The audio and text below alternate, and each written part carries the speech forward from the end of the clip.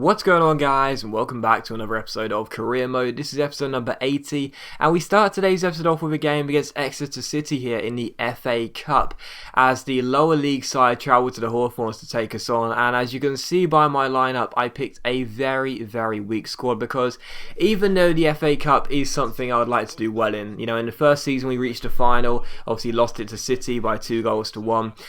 I'd still like to do well in the FA Cup. It's not as important as the other aims of the series right now and the season right now. The main aim this year is to qualify for the Champions League. The second main aim is to go as far as possible in the Europa League. Touch wood, hopefully win it, because I definitely feel we're capable of doing that. But this is like our third biggest aim, and now we're into the semi-finals of the Capital One Cup. It's actually really our fourth aim now, because with the Capital One Cup semi-finals directly after this game, we've got Arsenal away at the Emirates in midweek. I was sitting there thinking to myself, do you know what? I'd rather concentrate on the Capital One Cup now. I know the FA Cup is deemed more important, but we've got more of a chance of winning that competition than this one. So we'll play an even weaker side, and the first chance would fall to us in the 17th minute. Danny Ings was denied by Exeter's goalkeeper, making a very good save there after he palmed a cross away, and the shot was taken by Ings, but it was cleared out for a corner. In the 45th minute, we would take the lead though. Jason Davidson cross into Danny Ings, and Danny Ings did score to make it 1-0. So the deadlock broken just before half time. The lower league club were doing everything they could to try and keep themselves in the game for as long as possible. They had a 5-4-1 formation, so 5 at the back. They were just defending relentlessly, but eventually we broke the deadlock with Ings getting the goal. And in the 53rd minute, Ings comes through again here, takes on Moore Taylor, and as I pressed circle there, I tried to hustle and win the ball back, not go for a shot. Instead he did shoot it and almost caught the goalkeeper out. So still 1-0. From the corner it's crossed in, and Craig Dawson, captaining the side in this game, makes it 2-0. And secures the win. There's no way back for Exeter. They weren't really attacking in this game, as you'd expect, and we were surely on course for the win and putting our name in the hat for the next round. So Craig Dawson getting the goal there, captaining the side for the night. It's 2-0, and there's no way back for Exeter. And on the hour mark here, Billy Rowell offloads it towards Ashley Bentley. The two academy products getting a rare start together, playing the ball forward here. Patrick Roberts collects it down the right hand side, cuts onto his left foot, tries to catch the goalkeeper at the near post, but he turns it behind for a corner, and away it goes. And it was how the game would finish as well. West Brom 2, Exeter 0, the final score. A routine win. I mean, they didn't really threaten at all, and we thoroughly expected a victory, really. I would have liked to have scored 1 or 2 more goals, but at the end of the day, the performance, although is deemed important, the result is, of course, the most important thing. And just getting through, just overcoming this hurdle with no hiccups. Last year, of course, we took on a lower league club. Can't remember who it was now. I think it might have been Carlisle, and we had to go to a replay in order to get through. This time, no more hiccups. Let's just get ourselves through to the next round as easy as you like, and that's what we did. So, following that, we had a transfer offer for our 17-year-old scout future star, Kevin Savanier. FC Twente wanted him, and I was like, absolutely no way, he's staying with us for as long as possible. But Hector Bellerin is finally on his way. Preston said we'll take him for 120 grand, which is 20 grand less than his valuation, and I was like, yeah, take him, because when we signed the guy, we knew he was never going to become the world's greatest right back and Spain's right back for the foreseeable future, but I did think he'd grow a little bit. Even though his first team football is limited, he does play every now and then, and I thought he would have at least grown 1 or 2 ratings since signing him in January of the first season. Instead, he stayed at 61 overall for the entire series, and it's just no point keeping him. I was tempted to actually release the guy from his contract, as a couple of you did comment a few episodes ago now asking me to do that, but in the end I thought, no, I'll keep him here just in case one transfer comes in, and it did there. So he's on his way to Preston. Arsenal wouldn't match the £19.5 million bid for Brown a day we asked for. Not a real surprise, so a day's going to stay with us, which is totally fine because we want to keep him here anyway. And we do take on that club, Arsenal, for the second game of today's episode here in the Capital One Cup semi-final first leg.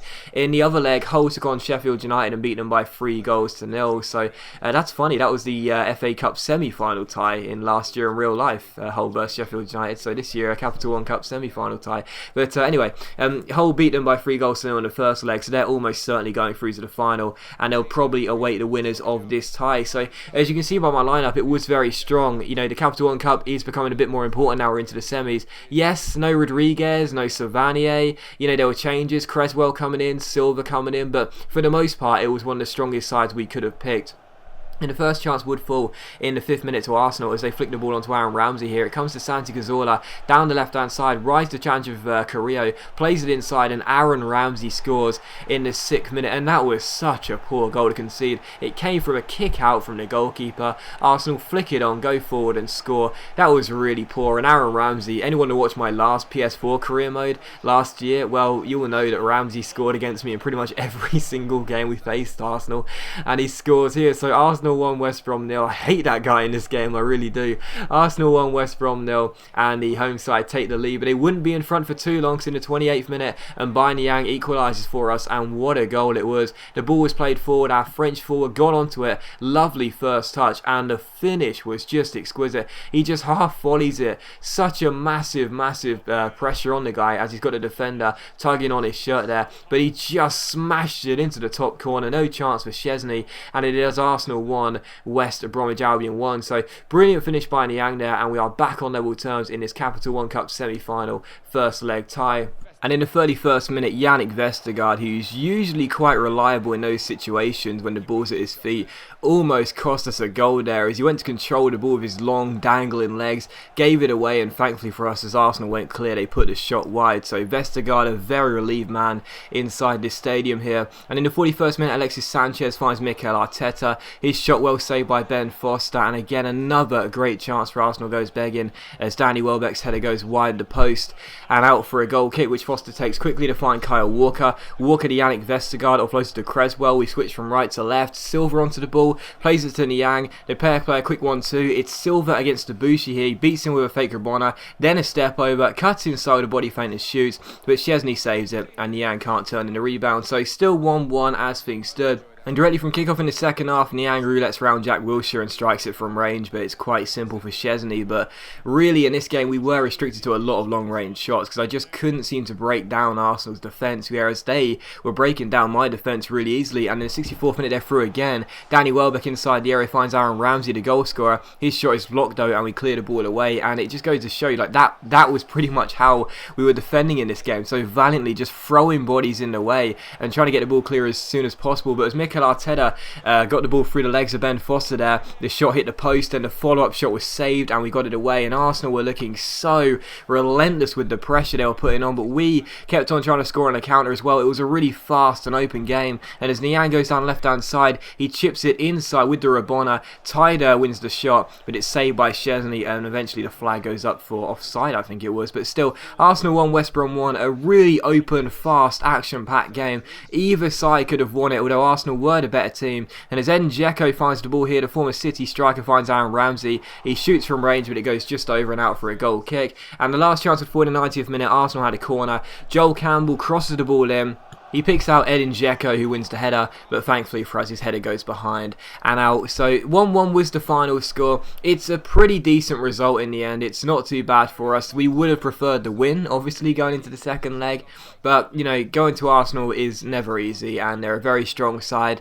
And I'll take the 1-1 draw, I really do. I feel like we'll be in the driving seat going back to the Hawthorns with that score draw, and we'll see what we can do in the second leg. You know, obviously, we're not sitting there thinking, you know, this stage last year in the Capital One Cup semi-final, we thrashed Aston Villa in the first leg. We already knew going into the second leg we were into Wembley. This year it's a lot more tighter, we know that, but I still fancy our chances. But following that, Hector Bellerin did indeed pack his bags and join Preston for £120,000, and Dembele declined his contract, so that's over now. Obviously Sane's coming in next year, so Dembele is probably not going to join us unless we make one more sale. Then we won't be able to afford any other players in January, which is okay with me. As you'll see, the last things you'll see in this episode is we had some monthly scouting updates from our Norwegian scout, or is it Danish scout? He's a Scandinavian scout anyway, based in Brazil, and our English scout based in England.